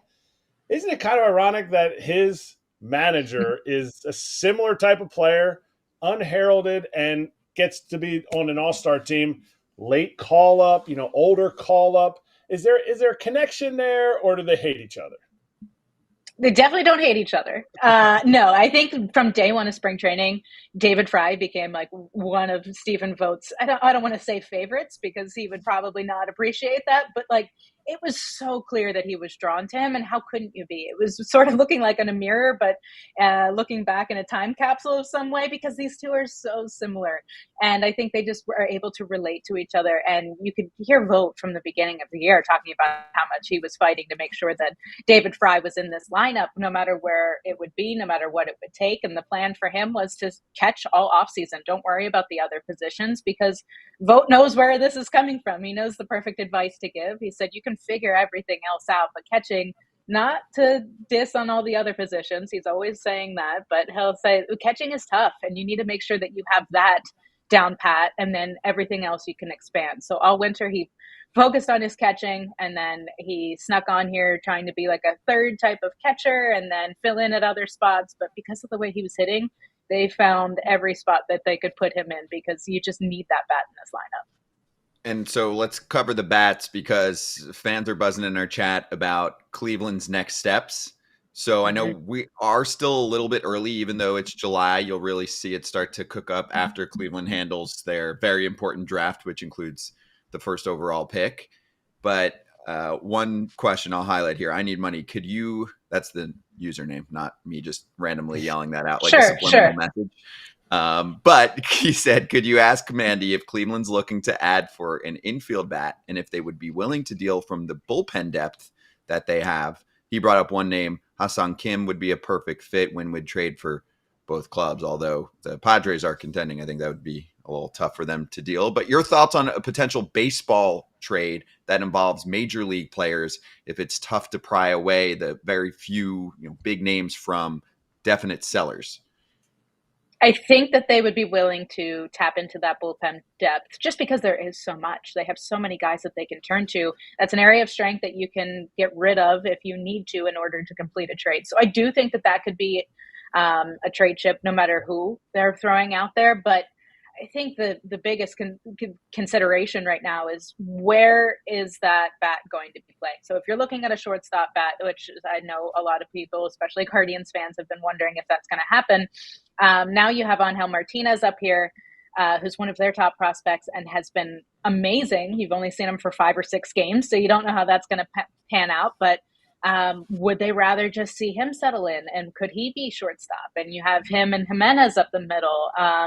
Or does he just take on a utility role and you move on from someone like Gabriel Arias, and you do have a potential of adding at a shortstop bat maybe. But I think maybe right field could be another area where they try to get another bat.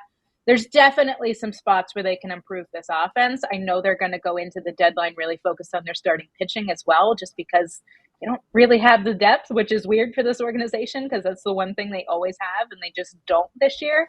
So they have a lot of things to be looking at, but they also know that there might not be too much out there. So they're trying to figure out exactly how to play this if they don't find it on the market. No, that was going to be my question. Wouldn't starting pitching be number one on their list for what they need with, and what happened to Tristan McKenzie? I have to ask that because he's down in AAA right now, but wouldn't a starting pitcher be on their list? And what happened to Tristan McKenzie?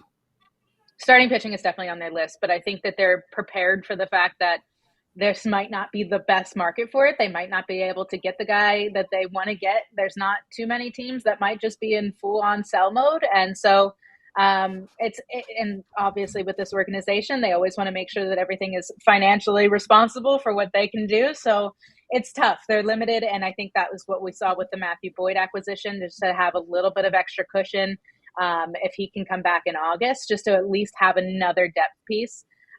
So they have that if all else fails, I'm guessing. So they're definitely going to be looking for it, and that's high on the list. But they just don't know how this is going to pan out. And we will only know as we get into those final days before the deadline hits. But for Tristan McKenzie, it's just been a frustrating year. I mean, he missed almost all of last year, aside from 4 starts because of elbow and shoulder issues. And he came back this year feeling so much better, but the command hasn't been there. And we saw this with him in 2021. He first came up in 2020 and he was excellent and he looked like the next greatest thing. And then in 2021, he couldn't find the strike zone and his walk rate was off the charts. They sent him back down. And when he came back up, he was a different pitcher. And so they're hoping that this is exactly the same process and history will repeat itself. And a quick trip down to AAA will help right the ship a little bit and he can come back up and turn things around. But we don't know. We won't know until we see it. But yeah, it's been a really frustrating year. At the time he was sent down, he led the majors in homers and walks, which obviously you can't afford that in your rotation every 5th day. So he's down there now trying to get things worked out, try to get better with his command and get everything in sync. That was always the thing that he kept saying, was that he just felt like he was out of sync on the mound. His stuff was good. It's just he couldn't find the strike zone. Yeah, that's what you're seeing. You're like, all right, he's healthy. The radar looks good, but it's not the command that we were used to from a couple years back. So this is crazy. This will lead into my next question. If you told me that we're sitting here first week of July and there's Tristan McKenzie in the minors because he's working on his command. There's no Shane Bieber, who has been out for a while and is out for the whole year, of course, with TJ. And you told me even Quan missing a month. Spots like that would lead me to believe that Cleveland was at best maybe in 3rd place in the division. Instead, they're one of the best teams in baseball. So with that being said, I want to show this tweet from Anthony Castrovins, your colleague at MLB. So he said, the Guardians have reached 1 million in attendance in 41 home dates, the fastest they've reached that mark since 2008, and the club's on pace to reach 2 million in attendance for the first time since 2017. That's awesome. I've called many games in Cleveland. I've been there often. There's been some years where I'm there and they're like a fringe team, like they're kind of good, and you wish that there were more people filling up seats. So can you feel it this year that it's more packed?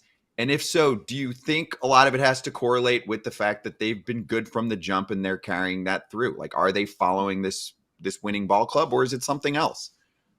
No, I think that has the success has been a big part to do with it. And I think it's just a new chapter too. Moving on from Terry Francona, you have Stephen Vogt coming in. It's not like this was a really different roster than last year. The only thing that was added really that was a big difference was Austin Hedges, and he's already been here before. So I think there's a new era with Stephen Vogt trying to figure out exactly how this was going to play out, what differences this would look like, and maybe what similarities would still be there. But I think there was some interest just from that alone. And then the way that they started the season, when everyone was expecting this to be kind of a dud of a year after last season, and then they didn't make very many additions in the winter. So that was like, well, why would we think anything differently than what happened last year? And they've just been playing so well, and it's just a fun team. The way that they've been winning games, this offense is finally cooking. You look over the last few years, offense hasn't been their strong suit. You look at the difference in power from last year to this year, and it's ridiculous. So offense definitely sells tickets. So whenever you see scoring runs, more exciting games, I think that's helped so much. And I do think it's made a huge impact on this team because you look at their home record, and it's been fantastic. So I think that speaks for itself. All right. So with the trade deadline coming up, what's the pulse of those fans, those million fans, if Cleveland, as the organization, doesn't do anything? Will there be kind of a backlash, or is it just like, oh, yippity-yay, we're going to follow this team to wherever it takes us? How do you find an answer in the middle of that? I mean, Cleveland fans are diehards. Like they will follow this to the end no matter what. So even if it is disappointing, they will continue to follow it. Now, there's definitely going to be some voices out there if there's absolutely no moves made. And we just don't know. You talk to the front office and it seems like, I mean, they will never give answers anyway. They joke about it all the time about how they won't let us in even just the slightest bit, but it truly seems like they're not quite sure what's going to be available once we get towards the end of July. And so they're going to try to go into scramble mode here in the last few days and just try to figure it out. But I mean, if nothing can come together, there's definitely going to be some uproar from the fans, but you saw what they could do in the first half. It's scary to think that that would be sustainable given their rotation. And now not only Tristan McKenzie and Shane Bieber not a part of it, Logan Allen was just sent down. So it's just crazy to think of where they are, and the strength that's been the year after year after year is not quite there. And the rotation has not been great, and they've been able to do this without that. It doesn't seem like it should be sustainable, and it's something that they definitely need some help with. But if they can still figure out a way to get around it, if they aren't able to acquire anyone, that will be truly impressive. And I think that they're expecting Matthew Boyd to play a big part of that.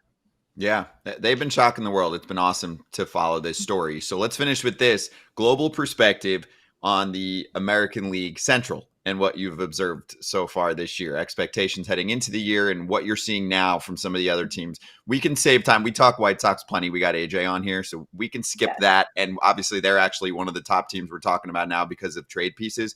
But the rest of the Central, how is it playing out in your mind? It's way better than I was expecting it to be. Truly, I really came into this year thinking, what is this going to be? Is this just going to be a 500 team could win the division? Is this something where it's going to be who wins by default? Like, truly, it just seemed like this wasn't going to be a big year because you have the Royals who are coming off of a 100+ loss season. You have the Twins where they look good at stretches last year and then not so much. And you look at their winter and you're like, okay, can they really take a big jump forward? The Guardians really didn't do anything over the offseason.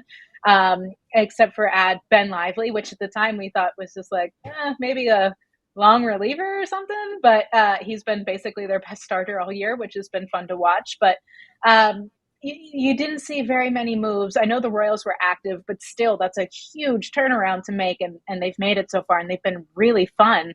So to have 3 teams that have been really fun to watch, I think has been super surprising, but also really enjoyable and a pleasant surprise to be able to just watch guys like Bobby Witt. You see the Twins, and luckily Carlos Correa didn't have had negative X-rays come back after he got hit in the hand yesterday. But you start looking at all these teams and how exciting they actually are. I think it's great for a division that hasn't had a lot to talk about over the last few years. Yeah, that's a good call with Craze. He's dodged a couple bullets this year, and obviously Royce Lewis hasn't. Hopefully he gets back soon. But yeah, I agree wholeheartedly. Much, much stronger division than we thought. We were the same way in the offseason. We're like, oh, you can insert all of the jokes about the AL Central, and they don't apply right now. So, Mandy, it was awesome catching up with you. Thank you for the time. Hopefully you get a little break during the All-Star break. Are you going to Texas, or do you get a little few days? I'm not. I'm staying back to be on draft coverage because it's all Zoom now. So you got to go all hands on deck for the number 1 pick, man. That's true. As cool as it is for fans to watch the 5 players in the All-Star game, they are going to be lit up about draft night. And there is a tough decision to be made between at least 3 or 4 guys, which, we'll get into the rest of the week. But Mandy, thank you so much for the time. Everyone want to follow Mandy Bell at MandyBell02 on Twitter, and we'll be right back. Thanks, Mandy. Thank you.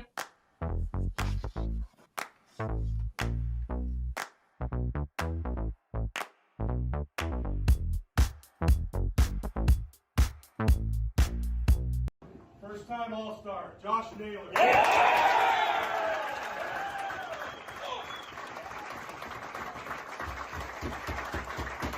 our last but not least, first-time All-Star, David Fry.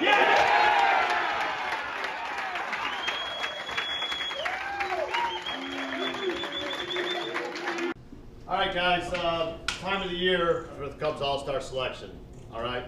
And our All-Star this year is a rookie.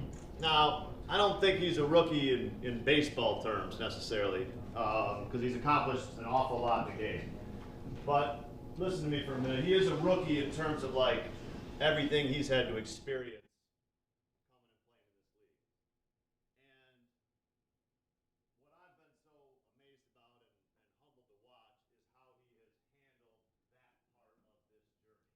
So Shohei Managa is your 2020.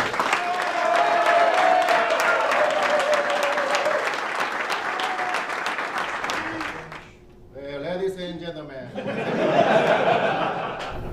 選ばれた彼にはしっかり胸を張って、シカゴカブスを代表して、もし何か賞金かなんか取れたらみんなで山分けしたいと思います。とりあえず、シカゴカブスを代表していくので、胸を張っていってきます。I'm going to stick my chest out and represent the Chicago Cubs well. Thank you.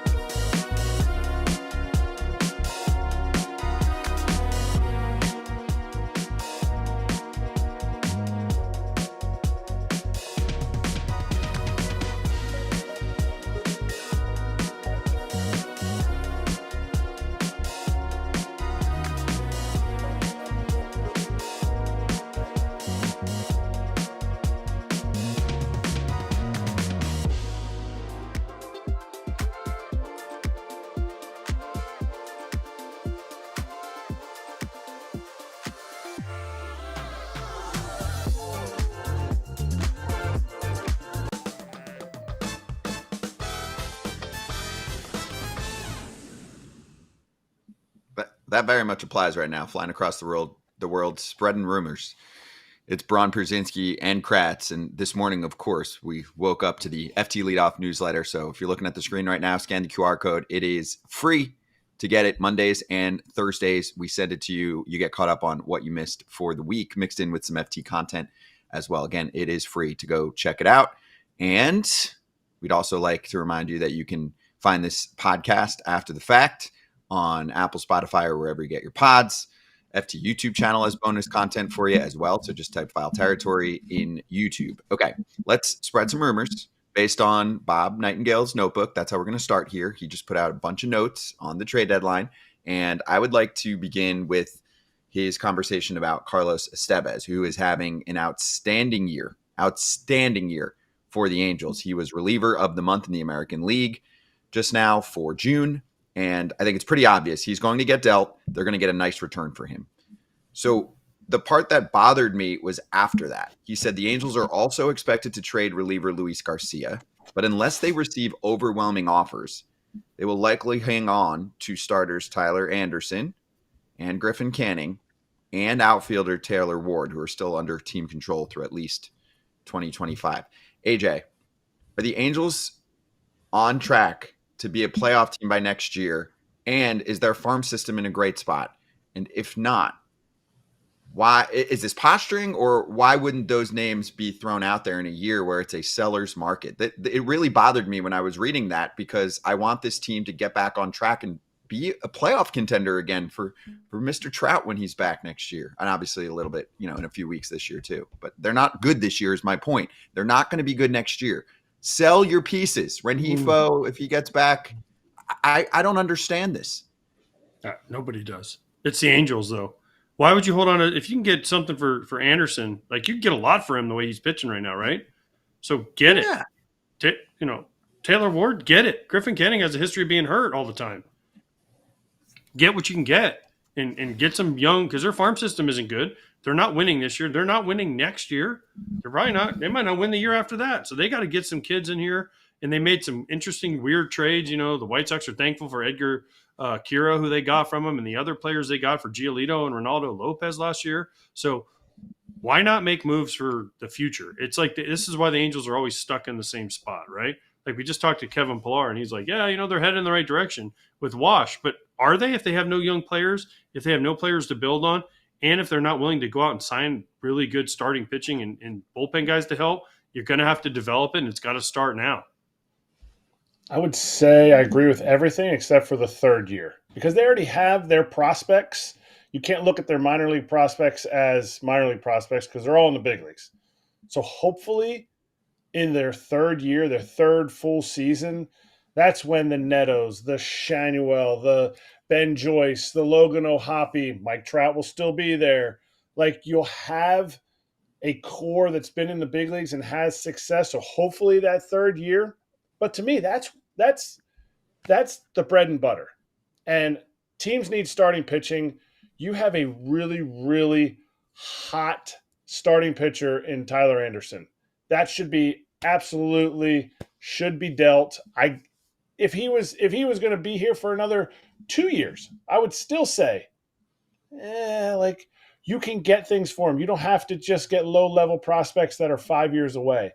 And to me, I don't think this is a Perry Managian thing. This seems like let's make sure we still put out a product next year that looks like the product that could win. And like, you don't want to keep spinning your wheels. So to me, 3 years is your window. In your third year is when you should have your guys, big league veterans in the prime of their career. And so get some guys who are then going to be in their first or second year that are elite prospects, hopefully from another organization that can come up and help you in those 3 years. Because these guys, not that they're rotting with the Angels, it's just not like it's an opportunity. You need to strike while the iron's hot. Yeah, I couldn't agree more. I mean, these are guys. Also, if you have holes to fix and you still want to be somewhat competitive during a build back up, then buy some pieces in the offseason. But this is the time to strike.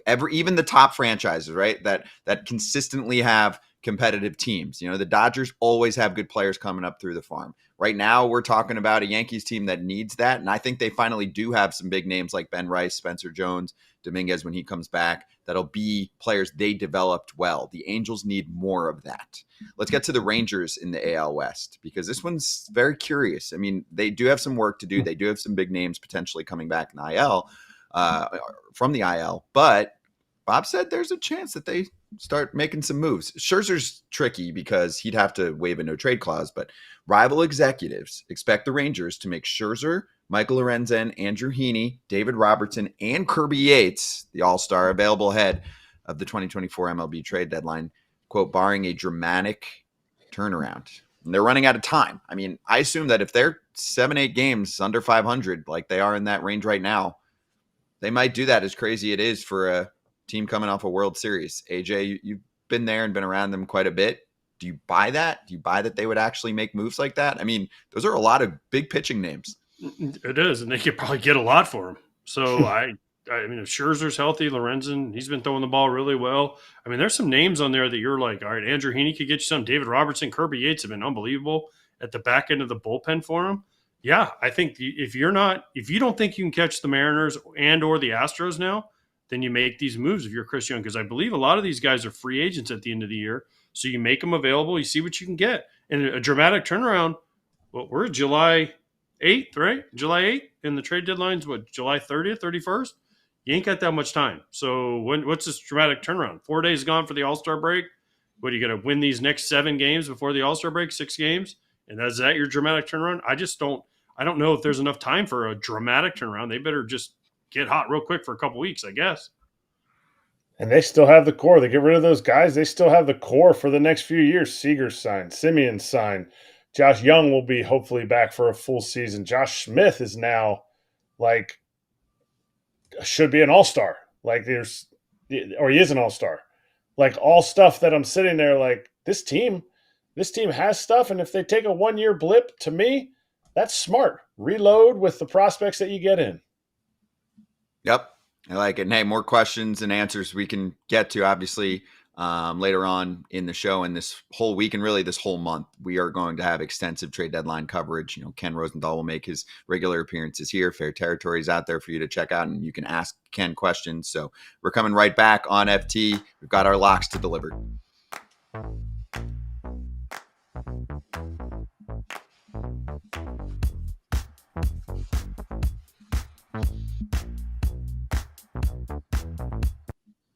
All right, YouTube fam, we're still here for a few minutes. I wanted to get to a couple other notes from Nightingale, and you guys react. I'll give you 3 and then just react to whichever one you want. He said the Cubs are telling teams they still remain undecided, but they are preparing for a potential sale. He said expected to draw interest. The bigger names include Jameson Taillon, Cody Bellinger, which we talked about a little bit last week, and Nico Horner, which would be interesting. He's still got probably, a lot of time left on that deal. I got to look it up.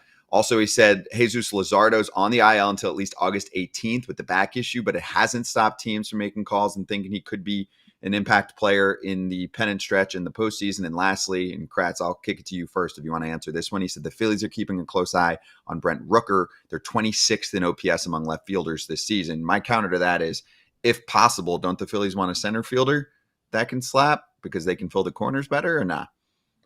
I mean, yeah, but that's tough to find a center fielder that can play defense and rakes. So I don't hate that. I listened to John Middleton talk the other day, and he said he'll spend whatever money it takes to put the best team on the field. But he did say there's $7 million from the next luxury tax threshold that will affect their draft status and will affect their international pool. And so he doesn't want to go over that.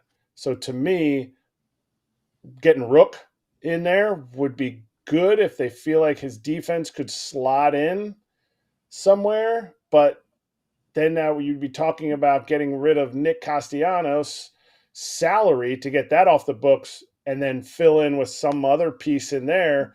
But it's an interesting connection. You always want to use an all-star right-handed bat that smashes, and they'd much rather have a right-handed bat. I think we got a minute, AJ, if you want to react to any of those notes. I think Jazz Chisholm. Luzardo is tough to trade for when you're on the IL. Jazz Chisholm's a name I would definitely keep an eye on. The Cubs and Bellinger. I don't know. They need to hit somebody they can hit where they can, and they haven't shown a pension to sign money lately. Taillon, yeah, I could see that. Nico Horner was a guy they were kind of figuring they'd build their team around. So that one's a name that's surprising out there. But I think for the Cubs right now, nothing's off the table. They've been so disappointing that they got to try something different because the fans in Chicago are clamoring like, yeah, the White Sox fans are mad about where their team is. They knew it going into the year. The Cubs fans thought they'd be up there with the Brewers competing for a division. They're in last place. Yeah, that's it's more disappointing to be a Cubs fan this year. Crazy enough. All right, we're coming back with locks.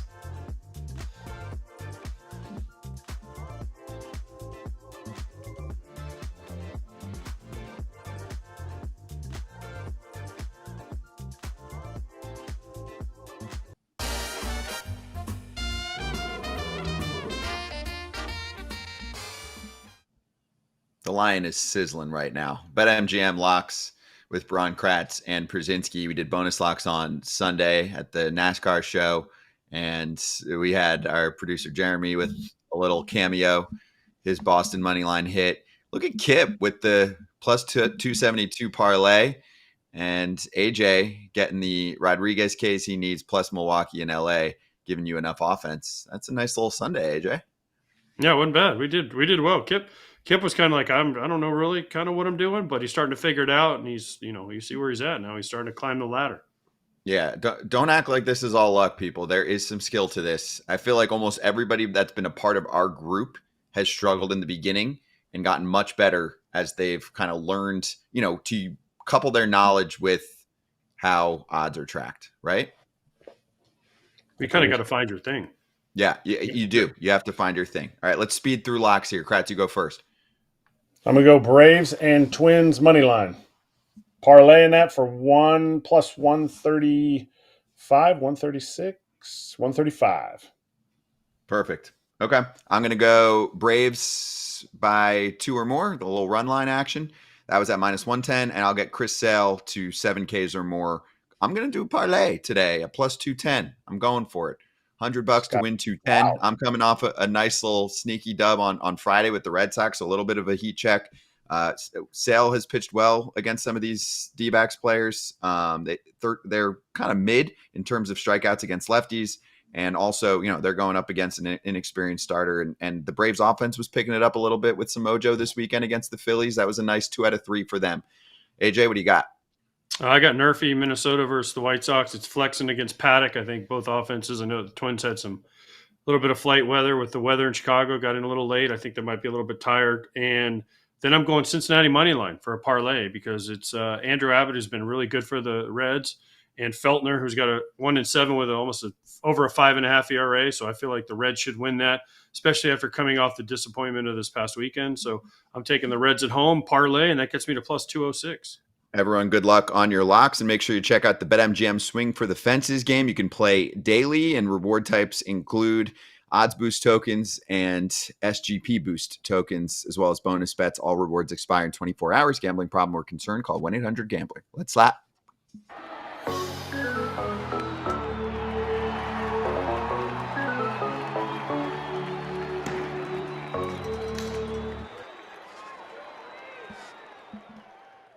Thanks to everyone for watching on Bally Sports and on the app and on Marquee. If you're on YouTube, we will flip over to Dodgers territory coming up next with Alana and Clint. We'll also give you a few minutes of a little bonus content coming up in just a moment. That includes the ever so famous Kratz hat. And thanks to Ben Rice today for showing up big, as well as Kevin Pilllar. Congratulations to him. Mandy Bell as well. I'll give you more guest previews coming up soon, but I do know Skip Schumacher is supposed to join us later this week, so look forward to that. Thanks, FT fam. See you Tuesday.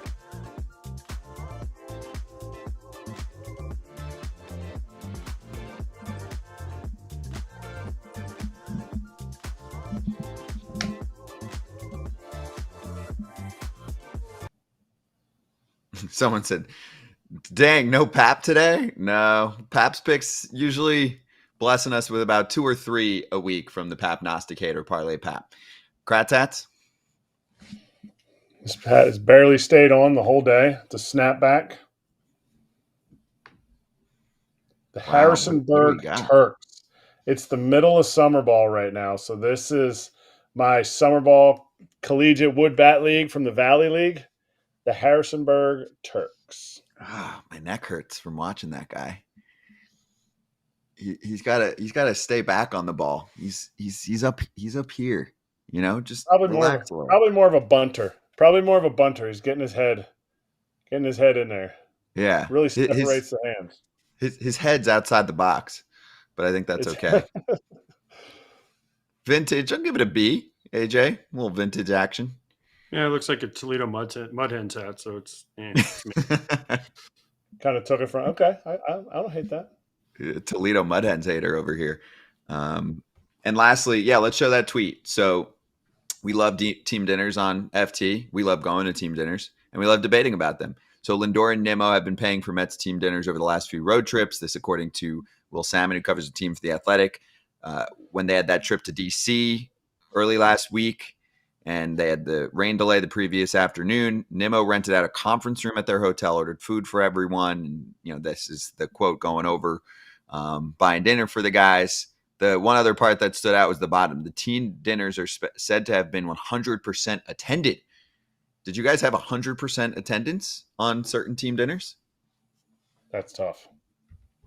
That's tough to get 100%. Like, no wives, no girlfriends came in to shop at Pentagon Center in Washington. Like, that's good. Maybe they all that's great team camaraderie. It is. And that's giving the credit card potentially to your girl and saying, sorry, got to hang with the bros. Yep. And you know what AJ Pierzynski always says? Team dinners win championships. Mm-hmm. Now, here's how you make it mandatory, or here's how you get everyone there. You tell them they have to come. It's real simple. Yeah, your girlfriend's in town. I don't care. Your wife's in town. Don't care. You coming. That's it. It's real simple. That's a good point. You're coming, and it's free 99. So Exactly. enjoy it on the rich dudes. That's And you can bring leftovers to the fam. It's a big check. 100%. It is. Thanks everyone for watching.